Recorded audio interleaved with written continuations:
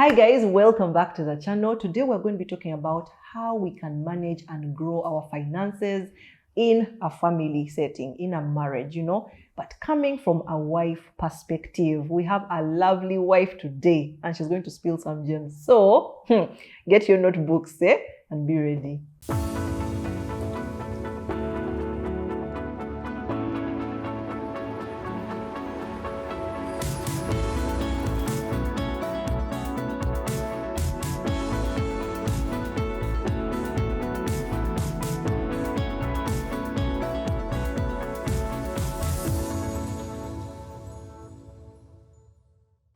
On set with me is Auntie Pam. We love to call her Auntie Pam. Welcome again to the channel. Thank you, Lisa. Thank you for having me. If you didn't watch Wives in Power, please go back and look for that episode. Auntie Pam was with us and shared generously, how to juggle the career space and being a present mom. So welcome to the channel again. Thank you, Lisa. Yes. Thank you for having me. Oh, we are so glad. Yes. Tell them who you are, what you do, are you married, generally, the whole gist. The whole gist of who I am. Yes. Well, I'm Pamela Tumwebaze, that's my name. Yeah.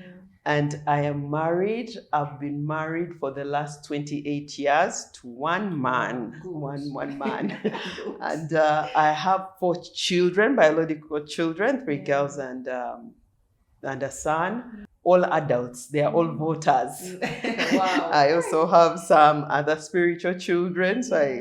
And then I have lots of nieces and nephews. Yeah. Amazing. Yeah. Thank you. So she's going to give us a wealth of knowledge here. Yeah. So I personally love talking about finances because from what we're seeing, it's a major cause of joy, but also of pain. Yes. Why do you think there is a lot of pain around finances? It disturbs marriages a lot. Finances are one of the issues in marriage, just like how you have communication. So if you don't know how to communicate and you don't understand, you would have a challenge. Yeah. But finances become an issue because it's not the money that is a problem, but it is the accountability. Yeah? The accountability as well as the depth, the intimacy, how close you are, the level of trust. And so you come into marriage, you've been single, you've been used to having control of your money, of your life, and then you just have to start, there is submission. So it is that part of even submitting the money. I can submit, but also my money. And so that already becomes a challenge. Sometimes it is not only about that sense of accountability because you have been independent and you don't report to anybody. Yeah. So having the sense, it's like kind of telling your spouse that, I'll be late, I'll be here. It's not that they want to monitor you, but it's just that accountability, letting them know. Yeah. So if you have a challenge in those small things, like even saying where you are or who you're with, you'll find even then the money will also be an issue. The other issue comes from our attitude towards money. Yeah. There are people who money gives them power. Feel big. Yes, and money has that sense when it's in the pocket. It makes you feel it can be able to spend me here, throw me here and there. So because of that, having to let go, especially people who are power controlled, who live by power, it becomes as if they're powerless. It shifts the divide. So it can be a sense of challenge, you willingly letting go. So if money is supposed to be a tool. Finances are a tool to the way, it's like communication, it's a tool into how we live together, how we grow together and do things together that fit in the family vision. So if we have a wrong attitude towards money and money is your goal and you do anything for that money, then you'll find it will be a challenge being willing to share the money or letting someone else decide for you how that money is going to be. Yeah. It could also be because we come from maybe when we were growing up, we saw the time when the wives were more at home and the men had all the money, and they had to keep saying, tewali sente za sukari, tewali this thing. And maybe you needed sugar and there are visitors. Ate daddy tali also, you have to wait, that sense of helplessness. And so you find maybe watching that play would make you think that I have my money. It will never be me. That will not be my story.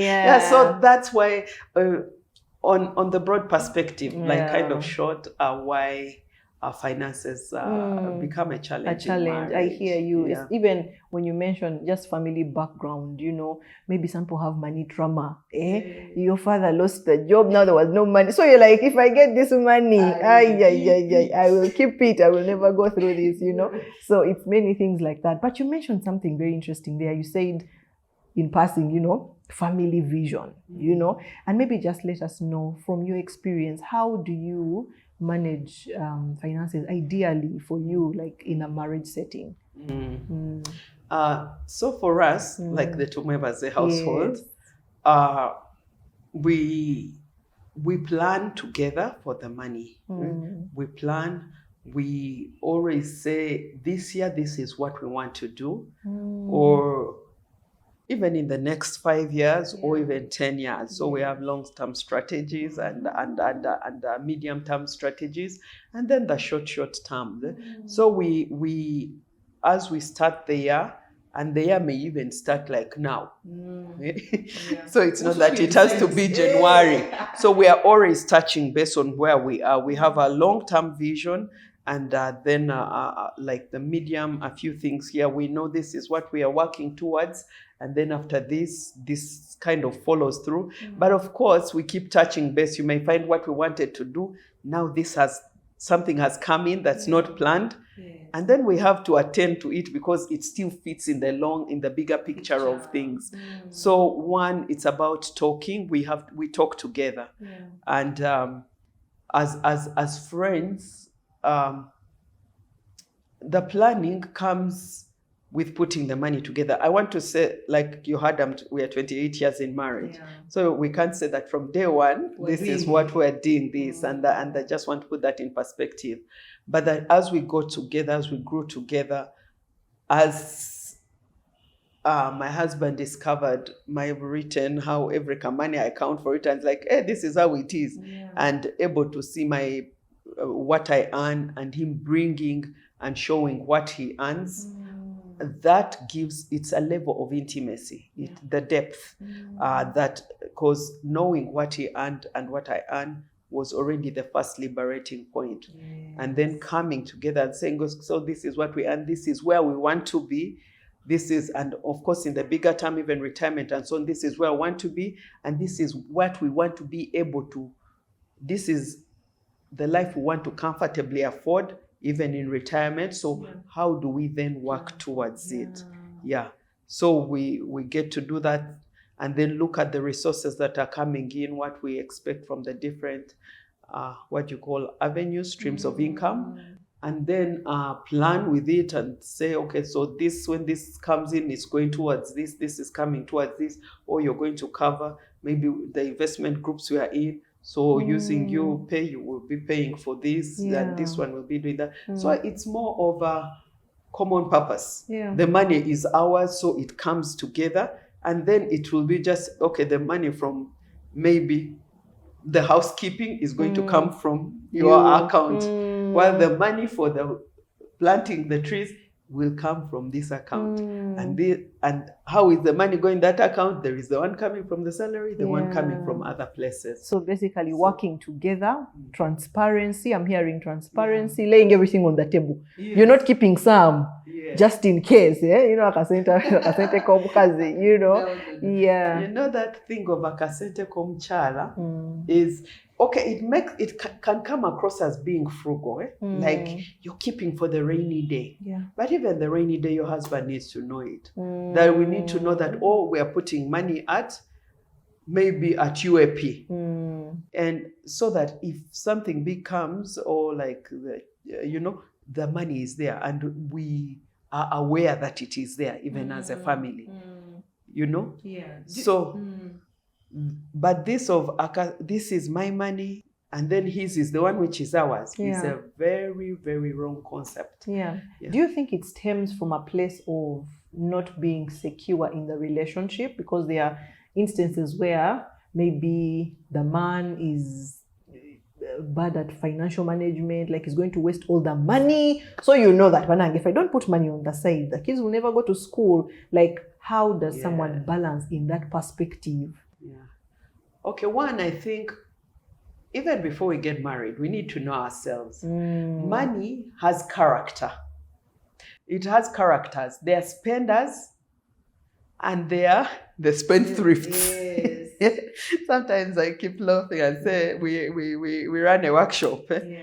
My husband works and I shop. Well, you're the one, yeah. But even in the taking out, you have to have some sense of discipline because these are family resources. And so it starts, I want to say, one, the money character, you have to know your temperament. Am I a spender? Am I a saver? And amongst the two of you, when you know the characters, then we know who should keep the money. Because I'll tell you, even in my children, they have different money habits. And there is one who will tell you, I have no money. Actually, through school, even the friends would make her keep their money. Yeah. Because if you say, this money, I want it end of time, even if you come crying, she will not. If you say, this money is towards a piece of land, if you come and you're there, she will not give it to you.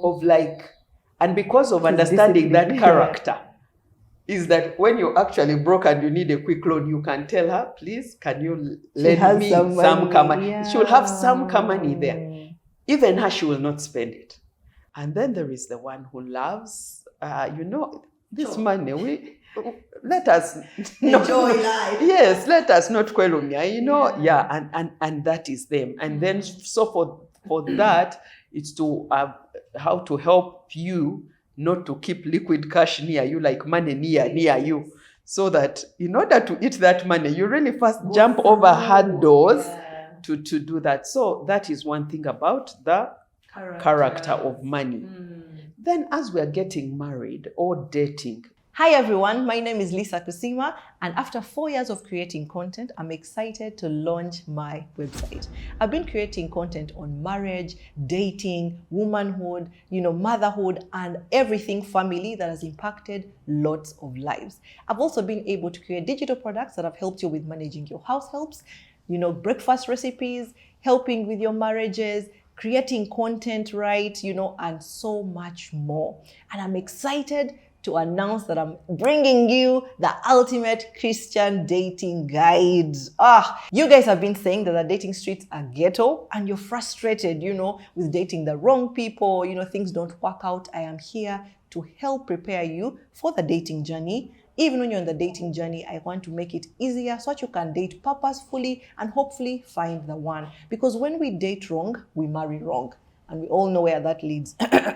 So check out my website, www.lisakusima.com, and you'll get access to all my digital products, including the ultimate Christian dating guide. I am here for you. I can't believe we actually have a website. Yay! So please run while the offer lasts. It's 10% off everything. Try it today. We already see. Our potential spouses. So you can see a person who lives beyond their means. So for that one who is like, my husband eats all these kind of things, therefore I put it aside. Is it a discussion you have had with them about their financial management and how they live beyond their means, or they are impulse spenders? And therefore, how, instead of you keeping the money away, how can you help them have the financial literacy and discipline? Because the day you're not there, then because the root cause. So you're trying to get the root cause. You address the root cause, which is the financial indiscipline. Yeah. And many times people are not aware. Lack of knowledge. They are not aware that even about their character. And so for someone who doesn't know to say no, for someone who doesn't know to what we call delayed gratification. Yeah. Like you want to go to Paris, you can say, I'll go to Paris in 2024, in 2026. Yeah. And I'm going to put maybe $200 away every year, every month. So that means you'll have 2,400 in 1 year, you'll have 4,800. And by putting 2,400 and you say next year in January, I'll even have enough for a ticket in advance, it will still be cheap. And at this point, I will pay for the place. You'll find that even in your small budget, you're able to have a lot of fun. Than But you saying, now we're going to Paris, everyone is going to Paris, you go, you get a loan for the years to go and have fun. After that, you'll come back and you're paying loans because you're living out beyond your means. But you can save little and still get to enjoy life at the different sets in time. So for that person who is putting money aside, they are dealing with the symptom, not a root cause. However, as you say, there's also the issue of trust. If there's been unfaithfulness in managing resources, then trust has been broken. And that's why I said about intimacy. So you see, like for us, we are friends first. So we have the social intimacy. We are in the same circle, be it at church, be it in the serving groups. So you kind of know where the money is because you're in the same circle of friends. It's not having his set of friends that I don't know about, or me having my set of friends I don't know about. So because of that, you even know the spending habits and all that kind of thing. You get it? Then the emotional intimacy, because we make time to talk together about we as the Tumwebazes, what is our family vision? Where do we want to go? How do we want to live? You know, within 10 years, within 15 years, how we want it done. That connection emotionally, we are able to think alike and be on the same gradient. Definitely. So if we're saying we want to build, I can't be there going looking for shoes and everything like that. But we can say, let us save like this, so how much we get from here, if this goes here and we're able to get this, then after that we give ourselves in a trip, you know, and then we go in. But it's because now our hearts are talking of our ideas and dreams together, and then now the money can come. So you find when you don't know each other's dreams, when you don't know where the money is going, and sometimes you have given once and there's been lack of accountability or mistrust, or you see you don't even know how much they earn or where it goes, then it becomes difficult to follow through. So I see that. So for those with that, I would say, if you're building a house, there's the foundation and the first level and so on. So your emotional, your social intimacy, are you friends? Can we talk? Because there are people who can't talk about money even. So if you can't talk about it, you even don't know where it goes. You don't know what you have. If the man drops dead there, you even don't know where to start. And you've had ladies say, you know, we are asking you if my husband has been, you know, your partner, you come to let us know, because they kind of had no clue on what was going on. And that is a blind side, but because then it goes back to, were they friends? Because a friend you share. A friend, when you're excited, you are telling, you say, Kano kafuna, you know? So if you are not in that level of friendship, it becomes difficult to even get to that level of financial intimacy and planning together and so we need to grow that level of friendship. If it's not there, try and find and grow it. And you mentioned something there about, you know, maybe you're the one supposed to pay for this, etc. What is the role of like a wife in chipping in? Because we know the man should be the provider. But like some people will ask, how much should I chip in? Are there some things I should pay for? Will that not be taking over the role? You know, what would you say about that, and how does it work for you guys? Now, that question, it's like type. Is it on gross or net? Right? And usually what do we say? As the Spirit convicts you, you know? One, as a wife, if you have not understood your role as a woman, that you are the Eza, the suitable helper, that God created you. So if you don't know who you are in Christ, you will follow the pattern of the world. Yeah. But if you know who you are and what your role is, if I know at the end it is the Tumwebazes, I can't be having a stash of billions and Mr. Tumwebazes has engatonge kubi echibege and the kids are going to the funny schools because it has to be to his role provide. Like Haman told, Mordecai told Esther, who knows that you're put in position for a time like this? Yeah. God can put you in a position where you make the money, but it's not for you. It is for the family. Yeah? And that's why God has given us roles. Yes, he has given the man the headship, the leadership, the kingship position. A king leads with a queen. Tell them. Yeah? Are you queens? You? So as a queen, just play the picture in a castle. The king is there. Let's say King Charles. When the delegates are coming, he's just ushering them. They're talking business. Yeah. Who do you think is running the castle? It's Queen Camilla. She's the one who knows these resources are here. This is the time. This is the o'clock and so on. That is the suitable helpmate to help him manage his kingship, you know? And so whatever you have been given is to cause the vision of your kingdom to come to pass. To thrive. Yeah? To thrive. And that's why you see the social and then emotional intimacy. So when I don't understand the vision of where this man is leading me to, then even I do not know why I should come in there. But if I understand the vision of why and of the responsibility God has put in place around us, then I will know that the resources are just a facilitating thing. It doesn't matter who has it. So in other words, you can all contribute. Yes. And my contributing doesn't mean I am the leader. My contribution doesn't mean that I've become a doormat. Because we understand the vision, we have an agreed vision. We are all going to Jinja and then Bali. Yeah. But if he's going to Jinja and I am going to Masaka, then we will Kamigoa. You will say, I wanted to go to Jinja. Kale, use your money and you go to Masaka. Let me use mine. You'll find me here. And then guess what? If you have 1,000 shillings and I have 1,000 shillings, and bread is 1,700.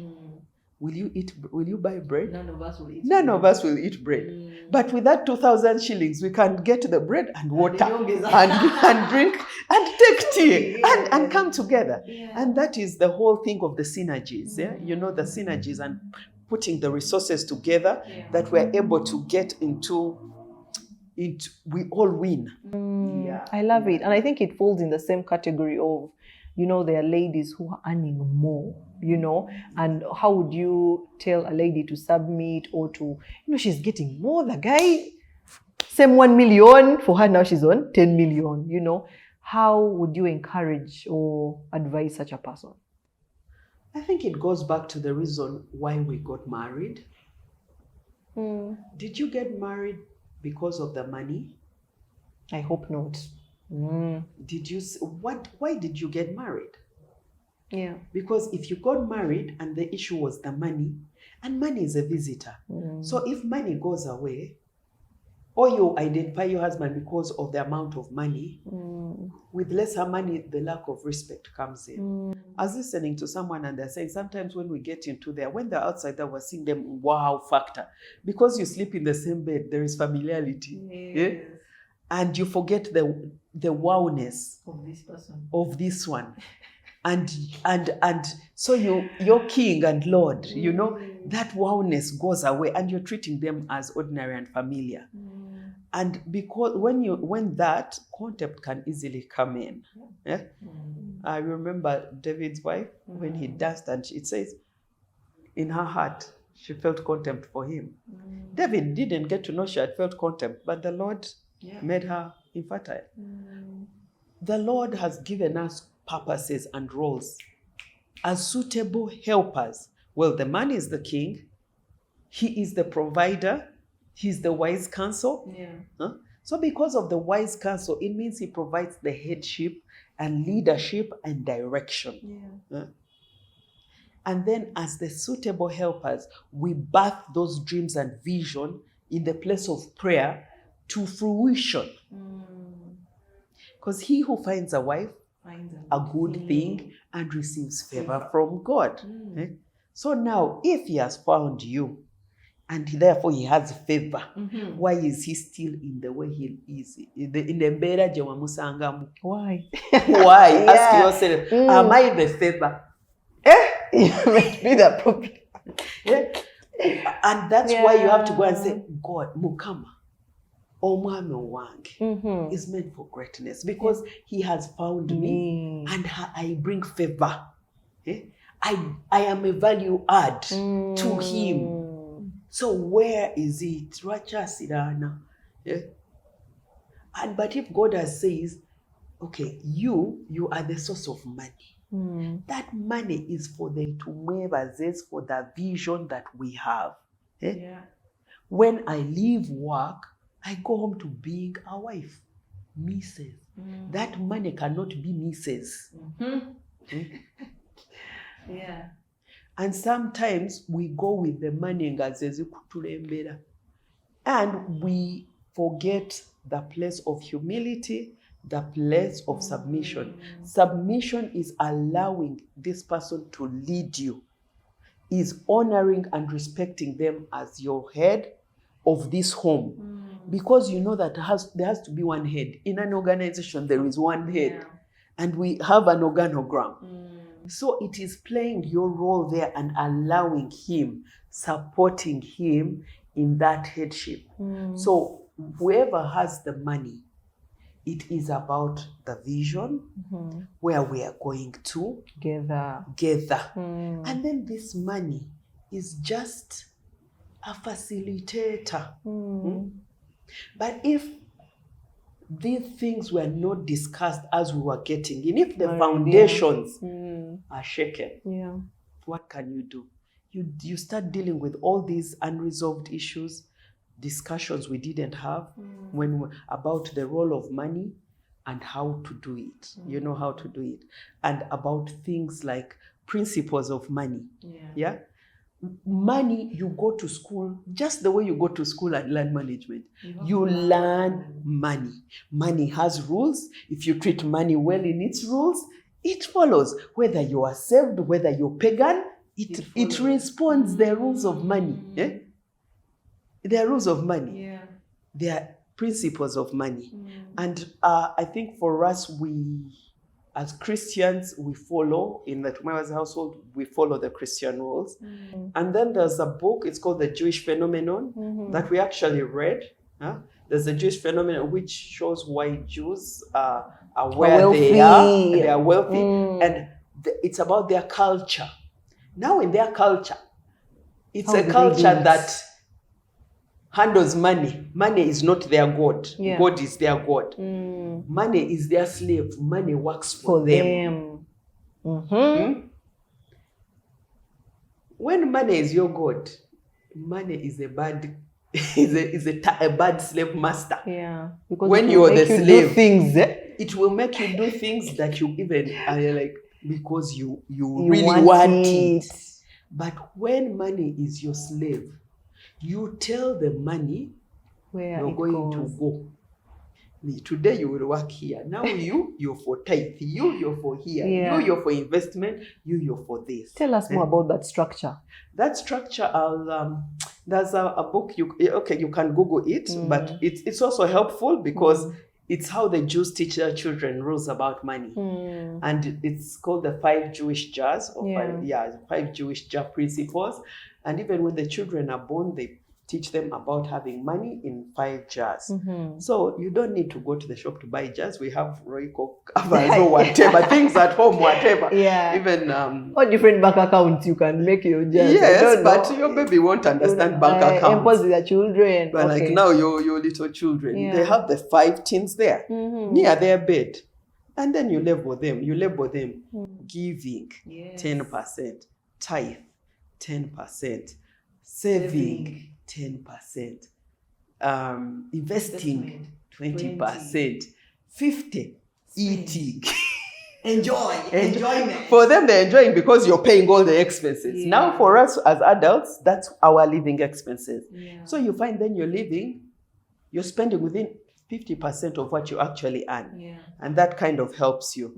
So you have those 5 Jewish jars where the 10, God loves a cheerful giver. 100% he has given you. Yeah. You know? Give unto others. That is the 10% of tithe. You're giving it back to God. As a thankfulness, bringing, I am coming back to give you thanks. Etasima abulajiwa. So if we don't have that thankful heart, that Lord, you took me through this month. I have a paycheck. There's so many that don't have, you know. It is just that saying, God, grateful. You are the giver. I am grateful. And as a sign of honor and respect, I give it back to you. Yeah.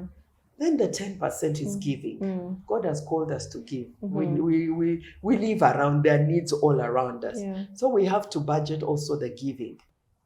It says a man who cannot take care of his household is worse than an unbeliever.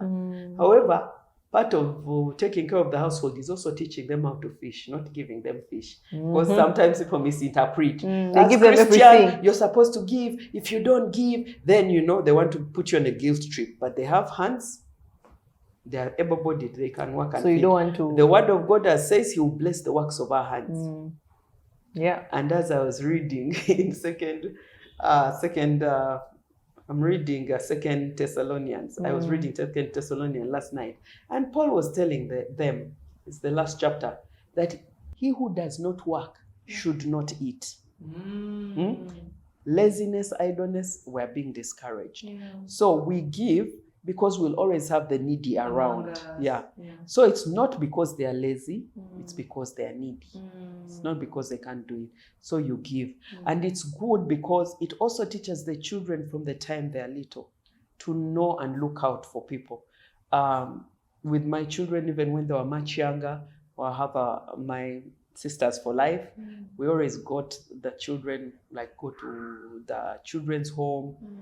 They got from their giving money and maybe bought bread for them. They kind of contributed to the projects when we were going to give the needy, so that they participate, go to Katanga, give of their toys that they don't need. And that it teaches them that it is not only about me, but also there are others. That this toy that you're throwing that you no longer use, there's a child who will actually need it.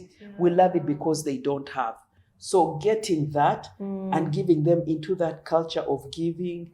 The clothes that don't fit, we wash them. We don't give the ones that have holes. If they have holes, we repair them, we wash them, we pack them well, and give them to someone else who doesn't have. So that's the giving. And then we say that saving. When we want to go out for holiday, we save the money. You don't just wake up tomorrow until we are going. And eat the whole salad.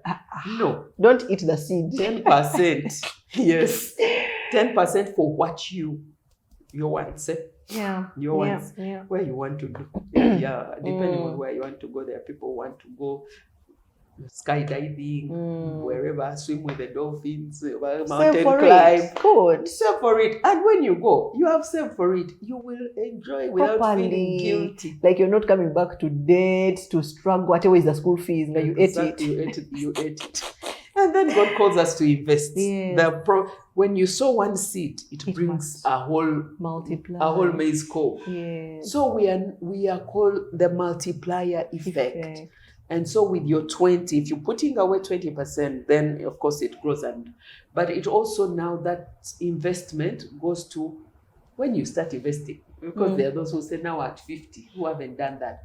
But there's also the child who is 18 and 19. Yeah. How they plan to invest, that's different. Yeah. And then you're left with the 50%. So 50% cares for your bills, your normal bills. Yeah. And if you live within that, you kind of have got a hang of things. And you can say you're managing the money. The money is not managing you. It's not managing. I just thought I would let you know that if you're looking for a space to have a bridal shower, a baby shower, Canary Hotel is the one for you. The food is amazing, it tastes delicious, and they have lots of options that you can choose from, different packages for your parties that you can choose from. You can turn this space into a different kind of theme to suit your party. So please call them using the numbers on the screen, or check them out, Canary Hotel, on Instagram or on their website, and you can book your party today. Yeah. And that leads me to the next thing that I wanted to talk about. I have seen you and Mr. Tumwebaze. I know that Mr. Tumwebaze has retired. Yeah. He's just enjoying life. But then you can't just enjoy life if you didn't plan before. Yeah. So how can people prepare for retirement better? Because sometimes you feel like, we are still young, it's far. And then before you know it, 45, 50, and then COVID happens, the jobs go. Forced retirement. That's forced retirement. Yeah. So, yeah. I think, like it says, it goes back to the vision. Yeah.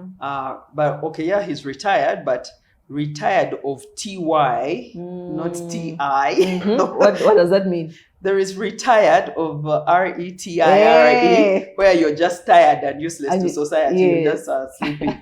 Then there is the retired of TRE, the RETYRE, like changing tires. Retire, like changing and doing something more interesting.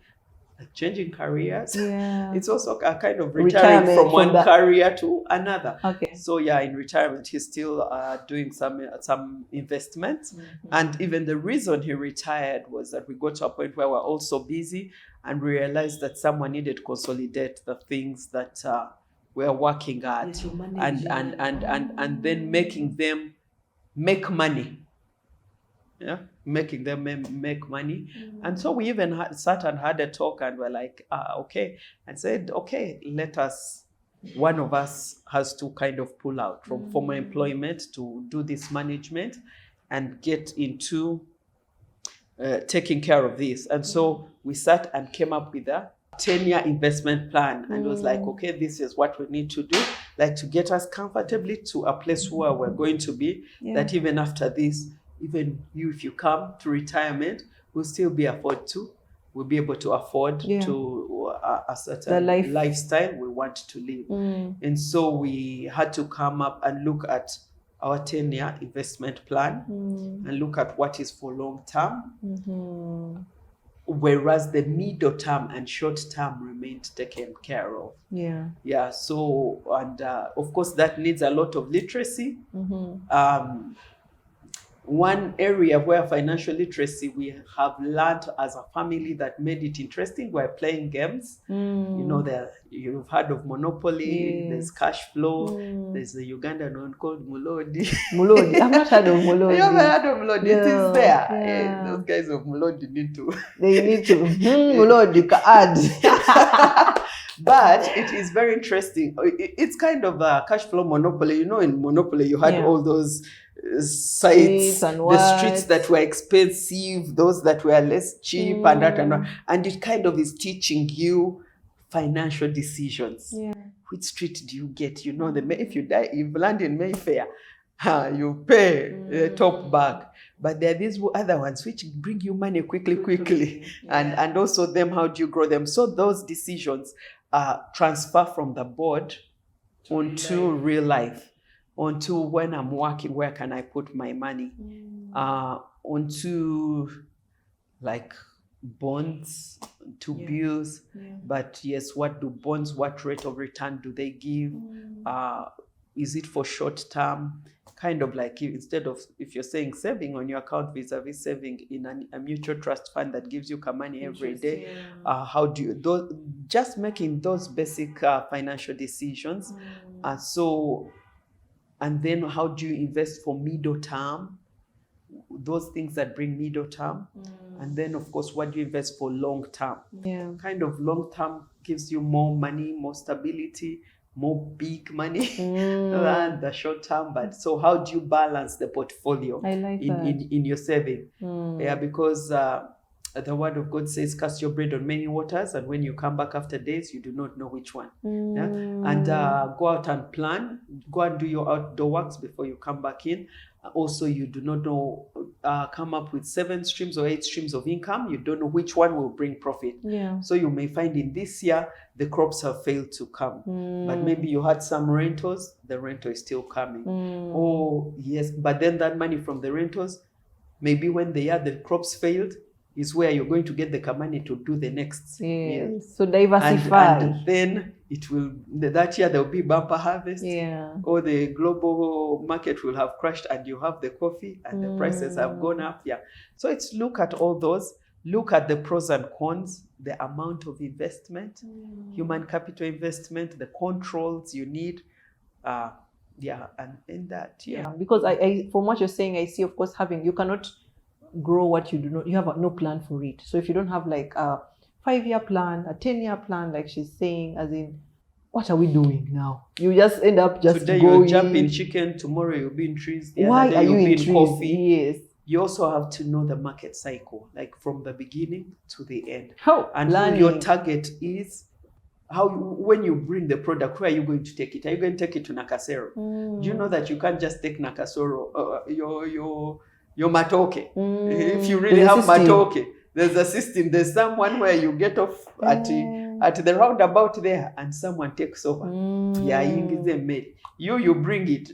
They'll say that it did no, we already bought. Or then you will go around and because there are players in the market who play different roles. So you have to understand your market. I love that. Yeah. Because I've seen many people obsessed with real estate only. Like land, buy land, that's our only investment. But just looking into other ways. But I'm saying that you're also involved as a woman, because there are so many women who are saying it is the man's role to invest. Now for me, let me just chill.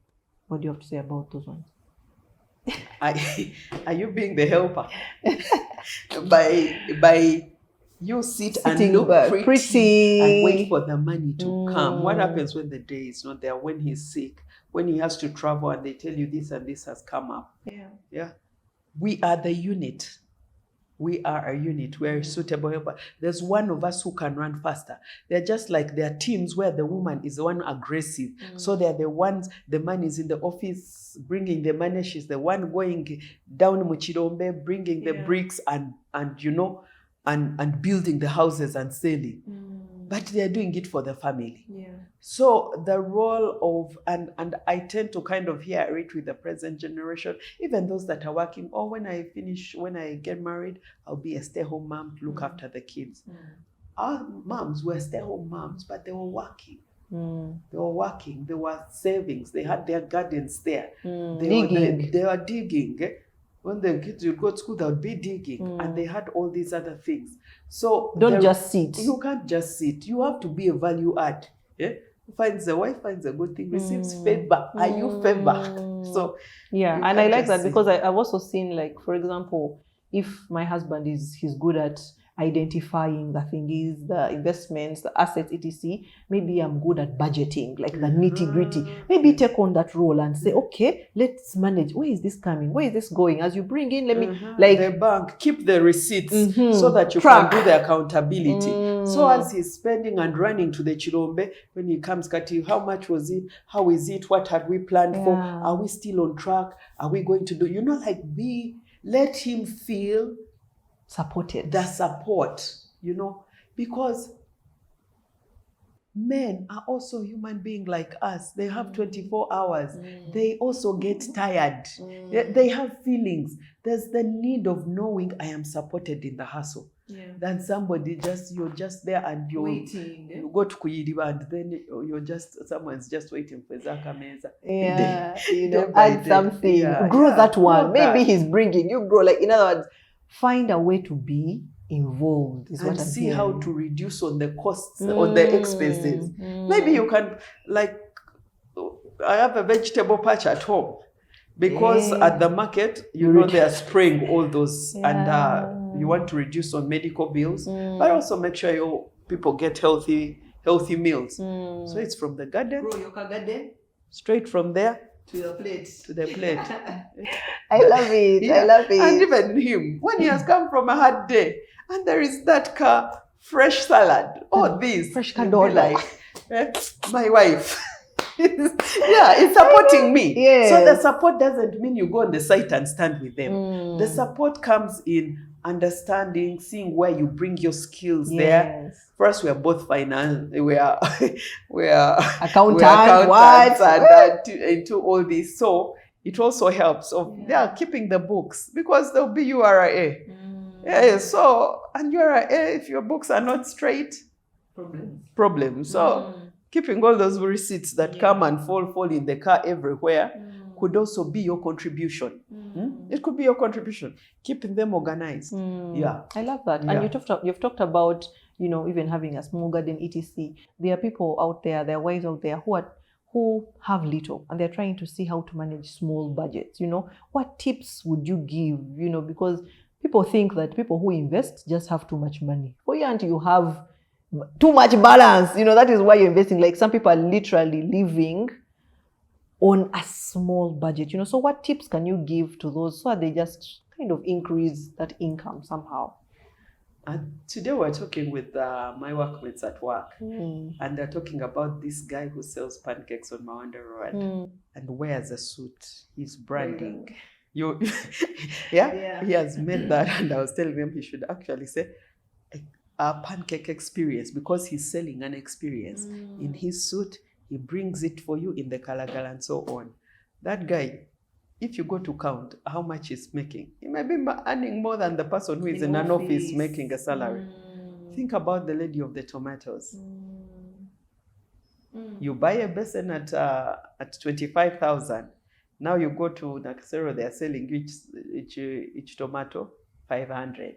You get it. So, or even the charcoal lady. Let's do charcoal. When they get their charcoal at 80K, you buy basins and basins, and they make maybe 200K from each 80K. God always uses what we have in our hands.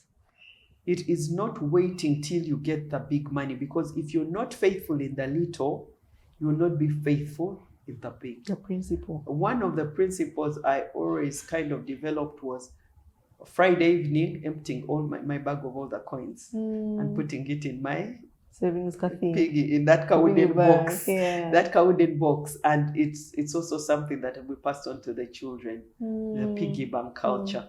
That box, those coins that you throw around, you collect them around the house. One day it can bail you out, whether fuel or what and what. With those coins, you can go and find you have already collected so much. So even the stay-home mother who is given money for shopping, or you've been given money as a kameza, use that money and see, how do we live in this? Yes, they've given you. You have to also buy your basic needs like a bra, a panty, and so on. Exactly. And those are all needs.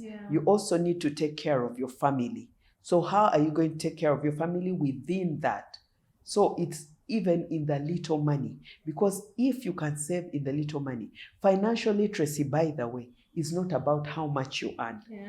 It is about how much you save. So that and in cash flow, you get to see that principle, getting out of the rat race. Because there are different professions.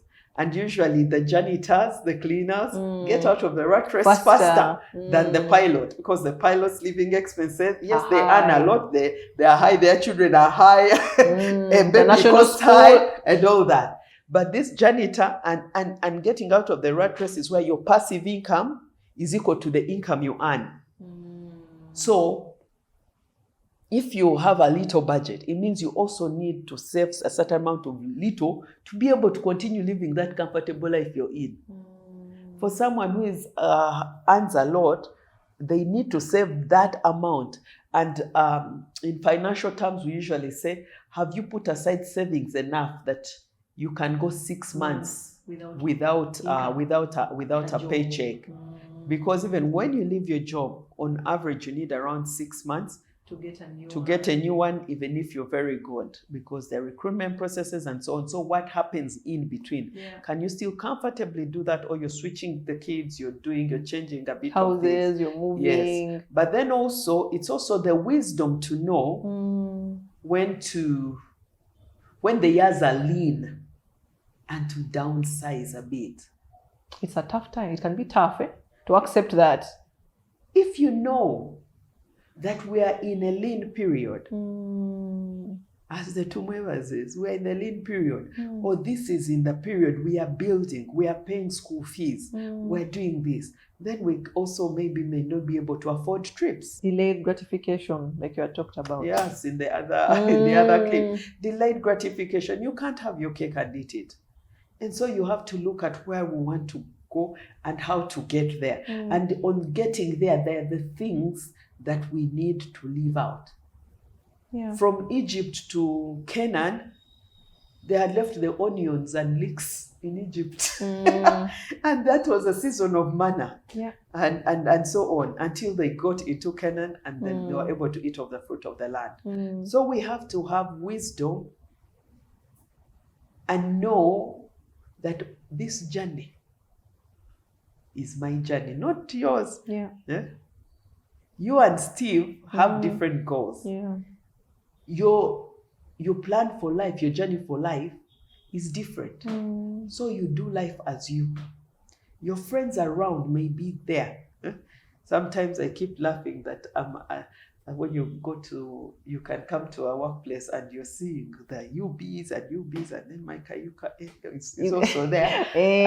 And one time somebody asked me, but why don't you buy a new get, car? A nice car? And I'm like, because our purpose, what we are working towards, this car is still working. It is getting me to work. It is still running my errands. It is not failing. And so there is no need. Yes, so there is no need to upgrade to maybe a bigger car, to say you have arrived. Because you will drive that and you find someone has that and they're still in a rented home. Or you are pushing your husband. My friends have all this kind of thing. You also want that. But there are all these middle things, like getting yourself a home, getting maybe the business started up and running to finance itself. And so many times we as women, we put our husbands on pressure. We put our husbands on pressure. You want to be like everyone else around you. You feel like if you don't get that car, problems, or you even go away. You want to divorce. Me, I can't be seen in this. Ladies. There's some ladies. Yeah. You can't be seen in this in this kind of car. And at the end, what is a car? Yeah. It is to get you from where to place. You're not Mrs. Car. Hey! You're not Mrs. Car. The car gets you from place to place, Yeah.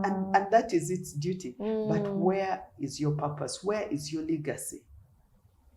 And I love a statement you said sometime, if you remember the retreat, that the goal is to be rich, not to look rich. And you remember, it was a verse in the Bible.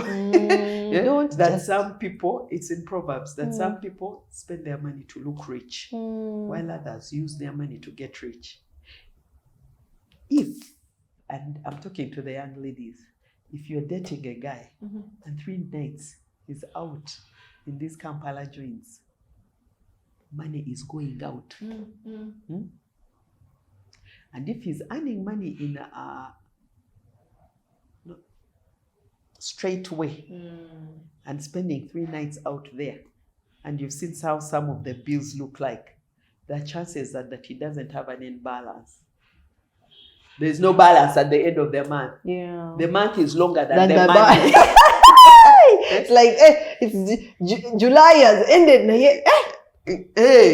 Kumbe, it's still continuing. Even now, today we are in August, but August has already ended for us while we are at the beginning. Yes. Because of the lifestyle. And as you're dating and thinking this is the person you're going to, yes, we can be in love. Love. But in that love, be wise. You're thinking this is what it is. So Those are candid conversations that we get to talk about. Yeah? And we just say, where is this taking us? Yeah. How are we going to build ourselves with this? What do we need to cut out? Yeah, if they love you enough and are willing to listen, it's for their own goods. You're addressing the root cause, not just the symptoms. I love it. I love it. So guys, please take note of that. And this question comes out a lot. And I know every family does it differently, in terms of practically, in terms of managing finances. Do we have a joint account? Do we have separate accounts? It never misses in any conversation. So I thought, let me just also bring it here and we finish it once and for all. What are your views? And our views is that one, we have joint accounts and we also have individual accounts. So the joint accounts, then we have individual accounts. But of the individual accounts, we each know each other's pins. Yeah. And if this is there and he'll easily say, hey, the pin is here, please get this and this and get this sorted. Or, the card is here, get this and this sorted. So I have his pin, he knows my pin. There are times I say, oh, today I'm going to do this and this, so we need to do this. Or this came in, and the other one hasn't yet come in, so let us use this. And when the other comes, maybe by mid-month cut, we will be on eating from this account, So accounts are just... the way you transact, it's like saying you have mobile money on Airtel and MTN. If you can't access it, then the principle is about access. So for me as a finance, with a finance background, it's about access. Can we access each other's money? Yes, we can access because of the vision and where the money is. At any one time, there's no account that he doesn't know that this is there. Or know that, okay, when this comes on this account, maybe like my work account, there's a standing order to do pay here, pay here, pay here. And in all those places, it is for it's Mr. and Mrs. Tumwebaze's name. And on those accounts, I just want to bring in something which is more also, it's about trust level. The issue with accounts, and there is a couple we were counseling, and then they had been saving together towards a joint account, and then when they had a fight in their marriage, the guy swept all the money away. You get it? Huh? That is a tantrum. And it shows you where someone's heart is and how they value money so much that you sweep the money instead of working on the relationship. You get it? That for you, the first thing, instead of working on the relationship, it is of the money. But also us as wives, it can be either way. Are we good stewards? And for me, I'll throw in this thing. We have, as married people, there's sexual intimacy. If you give yourself of this person, the deepest, most intimate, what's more the other one? The others, basically, it's just... If they are becoming unfaithful, as you say, money is from God. All the gold and silver belong to him. And as long as you have been faithful, he will always provide an opportunity for you to make that money. Because you know the rules of making money. Even when it fails, you will still get up.